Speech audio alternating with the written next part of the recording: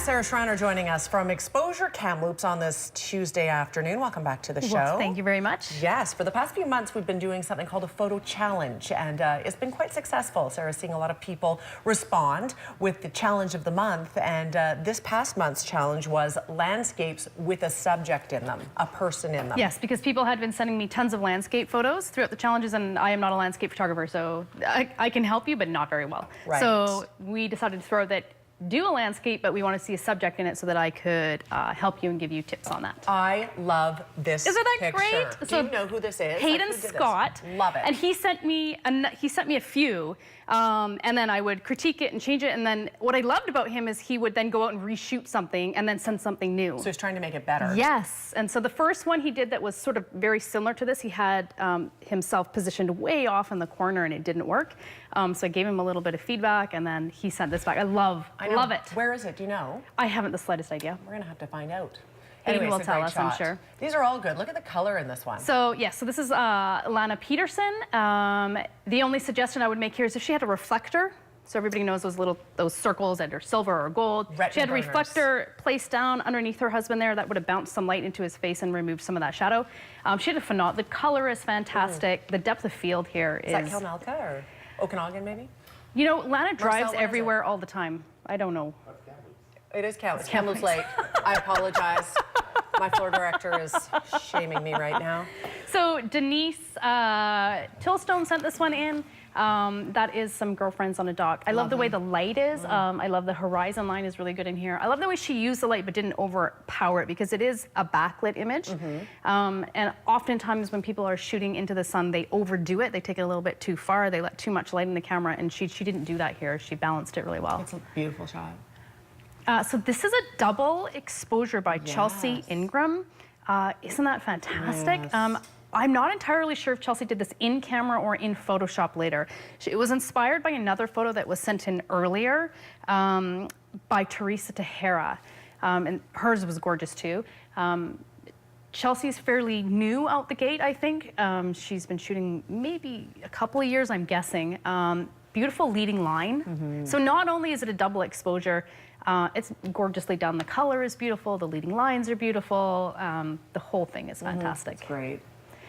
So this one is done by Susan Shaw. I got last month's wrong, so I've double check. Beautiful silhouette. Subject is backlit, creating lots of shadow. It's gorgeous. Loved it.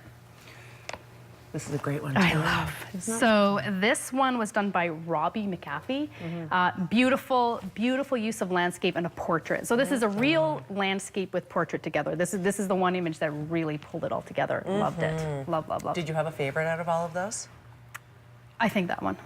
Yeah. Because she really hit the mark on what I was trying to teach there. Yeah. She really understood what I was trying to teach them. Great photos, and we're of course now going to talk a little bit about what's the next. Okay, so fall, everybody's doing family photos. Everyone's doing family photos in fall to get ready for Christmas, sending things out to family and Christmas presents. So we're going to have a look at family portraits. So movement. Make sure that there's actual interaction between your subjects. If you have a whole bunch of stagnant photos, that doesn't tell the story of the family. So make sure we have movement. Placement of light is really important to make it dynamic and more alive. So what you're saying is don't pose necessarily? When you put a session together, you're going to want some posing. You're looking straight into the camera, but make sure then you've got movement. Like here, this is movement. I loved this shot because they're not paying attention to me. They were simply walking on to our next location. It doesn't have to be perfect. You can see the relationship between them in this one. They're not posed. They're not all looking down at him and he's looking back at me. They're walking along, dad's looking down, hands are held. It's perfect. Same thing with this one. Is this the same couple? No. No, different couple. I've been photographing these guys for a long time. I love them. So it's not perfect. Their feet are out, their feet are towards the camera, but it's very much themselves. They are placed so that they haven't created a box. It's really important not to create a box. Only person looking at me is the baby, but this is one of my favorites. It's a good one. Let them move and be themselves. So this is posed, obviously.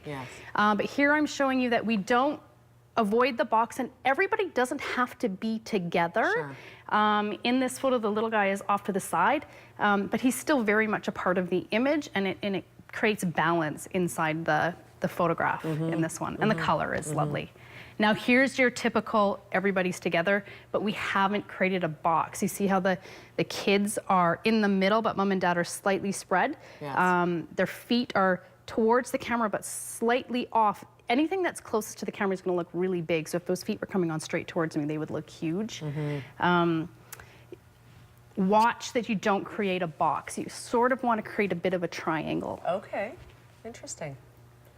So here we go again, same thing together. If the little guy was sitting on the end, we could have a triangle, but what we're avoiding is if we brought the little girl into the middle, which you see a lot of, we'd have a perfect square, and it wouldn't work. Yes. So you want to avoid that square. Good. So that is the challenge. And let them Family move, photos. let them be Keep it natural. fluid a little bit. Good. All right. So send them in, and I will have a look at them, and I will give you tips and tricks and suggestions on how you can improve them. Okay, sounds good. Do you notice I didn't put up the wrong phone number today? You didn't put up any phone number. Just the Facebook. Hooray, stuff. because I don't answer the phone, so don't call me. We all get a little scared Do when not our phones phone ring. me. When my phone rings, I look at it and I'm scared. I'm scared. I put it down and I push it away. That's what I do too. It's all good. ExposureCamels.com, also on Facebook. We're back in 2 minutes. Be with us.